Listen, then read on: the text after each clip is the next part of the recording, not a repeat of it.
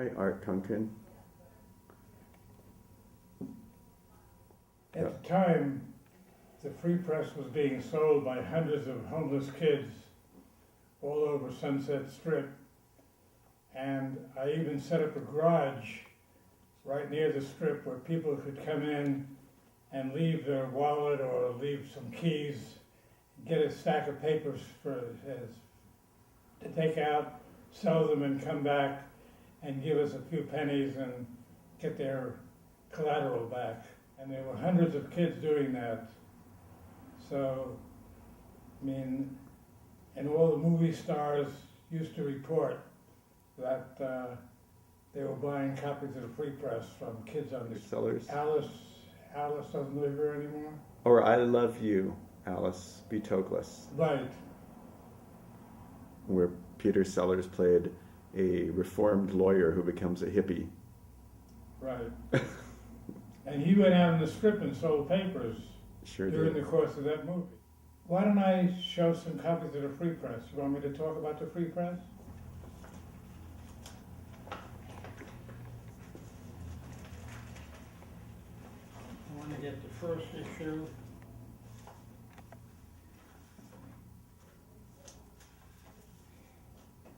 Talk about the first issue.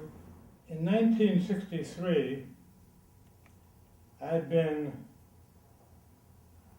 a member of the Socialist Party, worked with Erich Fromm, the famous psychologist, in writing some resolutions protesting the party's move to the Democratic Party. Well, let me start back a little further even than that.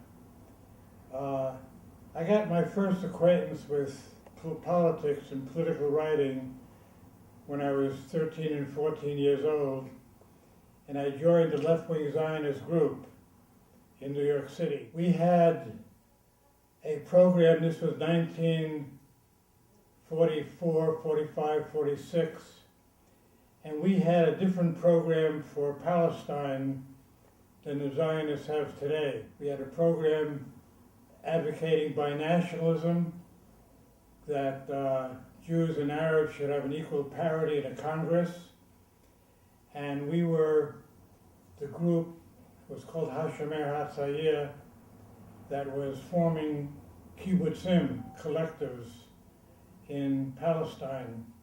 And I was with an older group of people who were already going to Palestine, and we had our own military group, and I discovered that we were not cooperating with the Arab population to help them make a revolution against their landowners, but we were driving the Arabs off the land along with the other Zionists. And so I protested, I objected, I left the Zionists, I attempted to get involved in the American Socialist movement.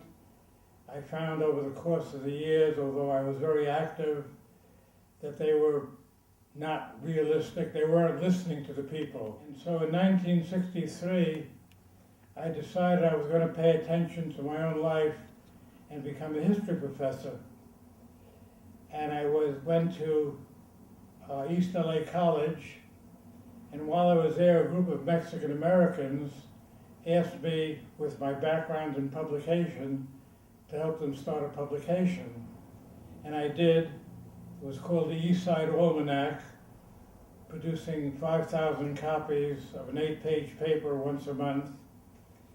And I wrote an article against Lyndon Johnson, who was scheduled to come to Los Angeles to meet with Mexican and blacks. I was listed on the paper's masthead as a political editor. I was called Arturo. Johnson what would happen was that a person at City Hall called me and told me why Johnson almost didn't come. And that was because Jess Unruh, the treasurer of the party, and Roz Wyman, who is a very active Democrat on the Los Angeles City Council, they were against the trip and against Johnson getting sponsored by the California Democratic clubs. So I wrote the article up. My informant at City Hall told me all the telegrams and telephone calls they had made, and Johnson got very mad at me, and when he became president, after the Kennedy assassination in November 1963. This issue with my article came out in December 1963, and in January 1964, I got visited by the FBI, and they asked me if I was a communist, and I said no. I've been with the left-wing movement, but I never was a communist. I've always been against Russian state capitalism, and they gave me a list of 12 names, asked me if I knew them, and I said I'll talk about myself, but I won't talk about other people, and they walked away. The next day, I was working in a machine shop during the days in East Los Angeles, and the FBI came there and frightened the owners. So after a year in the shop there, in time in which I rebuilt a big German lathe and I was kind of a hero in the shop, I got fired and began thinking about doing a newspaper to protest the long arm of Washington reaching out as they did in my case. My article wasn't pornographic or scurrilous. It simply reported that the Mexican-American community had reason to be suspicious of Johnson. So anyway, I didn't know how to start a paper, and I went to KPFK where I had a radio program. That's a local FM radio station, and I'm sitting in the office copying down names from the Rolodex because I was a friend of the station and I was looking for possible writers for a paper. And while I was sitting there, Hans Oliger, the station manager, came running through the halls saying that somebody didn't show up for a program. And does anybody want to get on the air?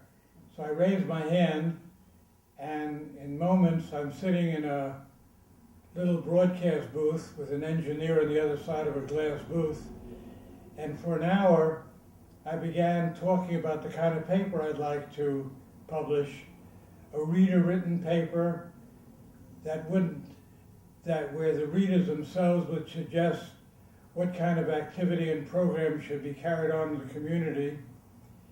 And I walked out of the station after talking for an hour. I didn't know if I was talking to any more than 5 or 6 people, but I was so enthused that I called up the person who was doing the Renaissance Fair for the station, a fundraiser, and I asked if I could have a table there. And the woman said, well, she'd been planning to publish a newspaper for the fair and wasn't able to do it, and maybe I could do it. So I went out the next day and met with her, with Phyllis Patterson, and then met with a group of students who agreed to work with me for a couple of weeks to put out a first issue of the paper. And this was the paper. It was called the Fair Free Press, and it had articles about Shakespeare getting arrested for obscenity, and an art column of the opening of the Mona Lisa, and the review of panning it, and an article about Sir Walter Raleigh bringing tobacco back to England and the health problems created, and students having banned the longbow demonstrations. And this was in May 1964, right after the Kennedy assassination. And you opened the paper up, and inside there was a statement. The radio station was being analyzed and investigated by the Federal Communications Commission. So I had a report on their investigation, and I ran an article about a local movie station, movie theater, where a film by Kenneth Anger was raided by the police. And then inside there was a statement, "Dear reader," and I read some things of the In a short time, we plan to publish in Los Angeles a weekly newspaper catering to the community needs of the liberal intellectual population of the city. The contents of this newspaper will be similar to that of the noted Village Voice of New York City, little or no international and national politics, but instead an emphasis on news and comments about our own city. Publishing a weekly calendar of events, a newspaper which will provide a full weekly coverage of what is being done locally by the various movements to further civil rights, civil liberties, and other liberal causes. A newspaper which will feature weekly in-depth reporting of the problems of Los Angeles, including transportation, city planning, poverty, discrimination, cheating of consumers, etc. A newspaper not subject to either political or commercial pressures. A newspaper which will provide a full weekly report on the new productions of small theater, poetry, experimental cinema, etc. A newspaper which will provide a place for free expression of critical comment and for dialogues between creative figures. And basically, in that first 2 weeks, I raised $200 in advertising for this paper to be with that kind of a statement. And I put together the newspaper itself with this small group of students. I had a list of the contributors there that I pulled together in 2 weeks. And the paper took off. At the fair, we sold 1,000 copies, and our original $200 investment expanded to $1,000.